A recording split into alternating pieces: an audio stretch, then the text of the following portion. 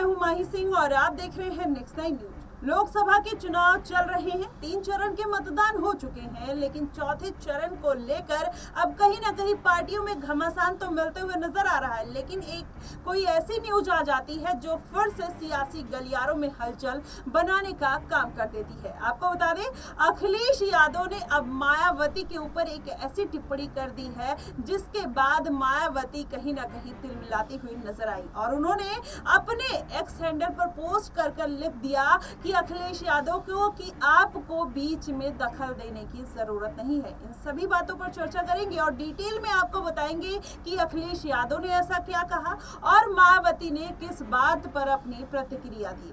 पहले आपको बता दें, अखिलेश यादव ने मायावती के भतीजे आकाश आनंद को लेकर कहीं ना कहीं मायावती के ऊपर तंज कसा है। उन्होंने कहा कि अब आकाश को पार्टी से निकालने का कोई फायदा नहीं है, मायावती काफी लेट कर चुकी हैं और इस बार उनको एक भी सीट नहीं मिलने वाली है। अब ऐसे में मायावती ने पलटवार किया और उन्होंने कहा कि अखिलेश यादव को हमारी पार्टी की चिंता करने की जरूरत नहीं है, हम जो कर रहे हैं हमें बखूबी तरीके से पता है, वो अपनी पार्टी पर ध्यान दे और अपना अस्तित्व बचाने के बारे में सोचे। इन सभी बातों के लिए हमारे साथ तनुज मौजूद हैं, इनसे जानते हैं कि जिस तरीके से मायावती और अखिलेश में ये युद्ध देखने को मिल रहा है, आपको क्या लगता है कि वाकई में इस बार मायावती का जो पलड़ा है वो सच में डाउन जा रहा है, मायावती को एक भी सीटें देखने को नहीं मिलेंगी?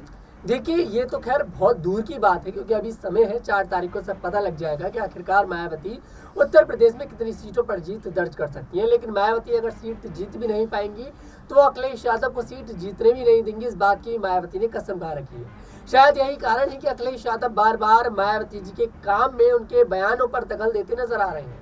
पहले तो अखिलेश यादव उन्हें अपनी गठबंधन में शामिल होने के लिए न्योता देते हैं, उस न्योता को एक्सेप्ट नहीं करती है मायावती तो अखिलेश यादव तिलमिला जाते हैं। अब अखिलेश यादव, उनकी जो पर्सनल जो कुछ इश्यूज चल रहे हैं पार्टी के अंदर, वो आप सभी को पता है कि अखिलेश यादव ने किस बात को लेकर बयान दिया। दरअसल मायावती ने अपने भतीजे को कोऑर्डिनेटर के पद से हटा दिया है, उनको बर्खास्त कर दिया है। पार्टी में भले ही देखिए वो अभी है, लेकिन क्या पता कुछ समय बाद पार्टी से भी हटा दिया जाए। उत्तराधिकारी पार्टी का बनाया गया था और अब वो भी नहीं है कि मायावती के बाद अब पता नहीं कौन इस पार्टी को संभालेगा। तो ऐसे में कहीं ना कहीं पार्टी के अंदर कुछ ऐसी स्थिति चल रही है जो वाकई में खेल बिगड़ सकता है पार्टी का।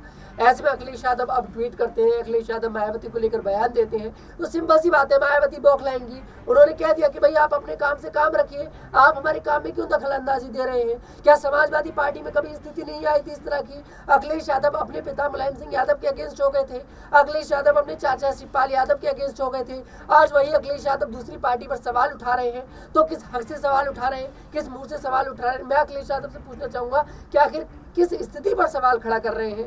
पहले वो अपनी पार्टी को देखें। आज भी समाजवादी पार्टी में वो स्थिति बनी हुई है कि कभी भी पार्टी बिगड़ सकती है।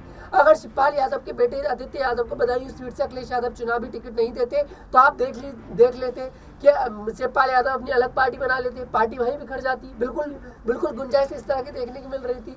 तो कहीं ना कहीं अखिलेश यादव को अपने काम से मतलब रखना चाहिए, इस बात में कोई दोहराई नहीं कहा मायावती ने। पर यह भी कोई झूठ वाली बात नहीं है कि कहीं ना कहीं ये पूरा राजनीतिक माहौल है, इसमें हर विपक्ष भी बोलता है, पक्ष भी बोलता है, वो ठीक है। लेकिन मायावती ने जो पलटवार किया है वो बिल्कुल ठीक पलटवार किया है, उसमें कोई दिक्कत नहीं। लेकिन तनुज, एक सवाल यहाँ पर और भी खड़ा होता है कि क्या वाकई में, एक छोटा सा और सरल सवाल है कि क्या वाकई में मायावती इस बार लेट कर चुकी हैं और आकाश आनंद के लिए जो उन्होंने निर्णय लिया है, अगर चंद्रशेखर आजाद उनके साथ नहीं आते हैं तो कि उनकी पार्टी की जो नैया है वो मझधार में जा सकती है? देखिए, चंद्रशेखर आजाद उनके साथ आए चाहे ना आए, बीएसपी पार्टी का कोई अस्तित्व मुझे दिखाई नहीं दे रहा 2024 के चुनावों में। उसका कारण पहला तो ये है कि बीएसपी पार्टी बहुत लेट मैदान में आई है। 2024 के चुनावों का ऐलान हो गया कब? बीएसपी पार्टी सोकर उठ रही है बहुत समय बाद। तो इस तरह से चुनाव नहीं जीते जाते, इस तरह से जीत दर्ज नहीं करी जाती।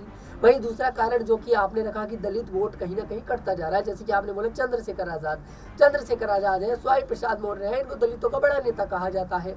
सब लोग अलग अलग चुनाव लड़ रहे हैं, भैया वोट तो कटेगा। दलित तो सबके साथ है, दलित बीजेपी के साथ भी है, दलित समाजवादी पार्टी के साथ भी है, दलित मायावती के साथ भी है, दलित चंद्रशेखर आजाद के साथ भी है, दलित स्वामी प्रसाद मौर्य के साथ भी है, दलित सबके साथ है। वोट कट रहा है तो कहीं ना कहीं बीएसपी की स्थिति तो खराब है। बीएसपी की जो नैया है वो डूबती हुई नजर आ रही है। अब चंद्रशेखर आजाद साथ आए चन आए बीएसपी पार्टी को फिलहाल 2024 के चुनावों में मुझे तो कोई नहीं लगता कि सीटें मिलती दिखाई दे रही हैं। जी बिल्कुल, लेकिन इसमें देखना होगा कि क्या वाकई में इस बार मायावती ने जिस तरीके से सोच समझ कर प्रत्याशी मैदान में उतारे हैं, क्या वाकई में उनको सीटें नहीं मिलेंगी, या फिर माना जा रहा है कि मायावती को 2019 के लोकसभा चुनाव के मुताबिक इस बार सीटों में इजाफा देखने को मिल सकता है। फिलहाल आपकी इस पे क्या प्रतिक्रिया बनेगी, आप हमें कमेंट बॉक्स में जरूर बताएगा। फिलहाल के लिए बस इतना ही। देश और दुनिया की तमाम खबरों के लिए हमारे साथ बने रहिए नेक्स्ट 9 न्यूज पर।